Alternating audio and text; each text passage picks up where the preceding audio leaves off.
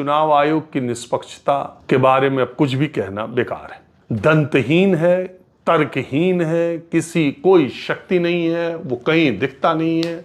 वो उसकी भूमिका केवल चुनाव की मीटिंग करने की और पैरामिलिट्री फोर्सेस भेजने की, अधिकारियों को ट्रांसफर, यही सब रह गया। मैं ये क्यों कह रहा हूँ?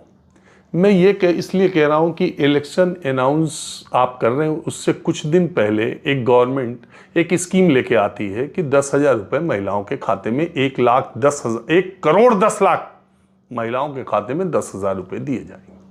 वो एक बार में 21 लाख लोगों के अकाउंट में ट्रांसफर करती है और उसके बाद चुनाव घोषित हो जाता है।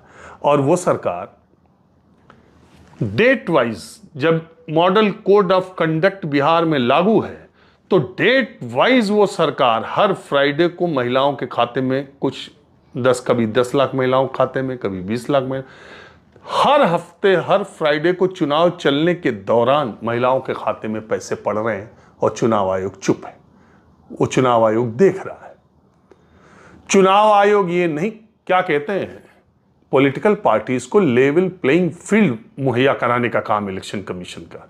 अब आप बताइए, परसों चुनाव होना है और फ्राइडे के अकाउंट में अगर 12 लाख महिलाओं के अकाउंट में 10,000 आया है और वो एक महिला 5 महिला से कहती है कि मेरे 10,000 आ गए, तुम्हारे कब आएंगे? मेरे तो नहीं, कि तुम्हारे अगले आ जाएंगे, नीतीश जी की सरकार रहेगी तो अभी तो तुम्हारे चुनाव से पहले ही आ जाएंगे और तुम्हारे भी आ जाए। फॉर्म भर दिया, देखो हमने भरा था, हमारा पिछली बार नहीं आया, इस बार आया, तो तुम्हारा अगले वीक आएगा, तुम्हारा अगले वीक आएगा।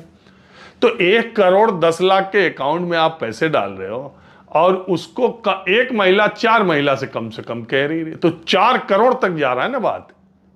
3 करोड़ तक बात जा रही है ना कि पैसा आने वाला है, मेरा आ गया, तुम्हारा आएगा या अब आने वाला है। और इलेक्शन कमीशन मूक दर्शक बन करके यहां अशोक रोड पर बैठ करके तमाशा देख रहा है। पैसे ट्रांसफर होते जा रहे हैं। ऐतराज इस बात पर भी नहीं है। ऐतराज इस बात पर है कि इससे पहले की गैर बीजेपी सरकारों की ऐसी योजनाओं को चुनाव आचार संहिता लागू होने के बाद इलेक्शन कमीशन ने रोका भी है। तो फिर इस बार क्यों नहीं रोका? यह भूमिका उसकी क्या है?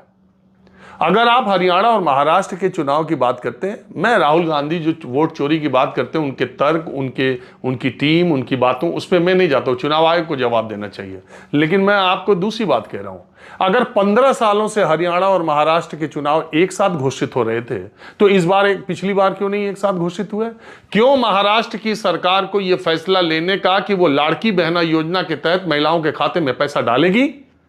यह ऐलान हुआ, उसके बाद उसको 3 महीने का मौका दिया गया कि 3 महीने तक वहां की महिलाओं के अकाउंट में पैसे जाएं, उसके बाद महाराष्ट्र के चुनाव कराए जाएंगे। क्यों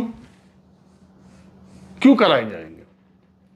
जब 2019 में दोनों के चुनाव साथ हुए, 2015 में 2014 में दोनों के चुनाव साथ हुए, 15 सालों से 3 बार से दोनों हरियाणा महाराष्ट्र के चुनाव एक साथ हो रहे थे, तो फिर चुनाव आयोग का क्या तर्क है, क्यों उसने महाराष्ट्र में लेट किया?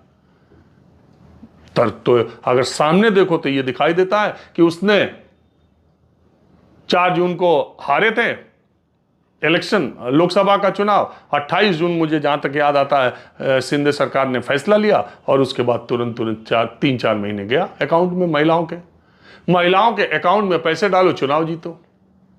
ये अच्छा तरीका निकाल लिया शासन में बैठने वाले लोगों ने। अगर दिल्ली में केजरीवाल सरकार, एलजी ना होते और अगर पैसे ट्रांसफर कर दिए होते तो फिर केजरीवाल 62-64 सीटों पे आते, लेकिन केजरीवाल नहीं कर पाएंगे, तब एलजी उसमें फाइल लटकाएंगे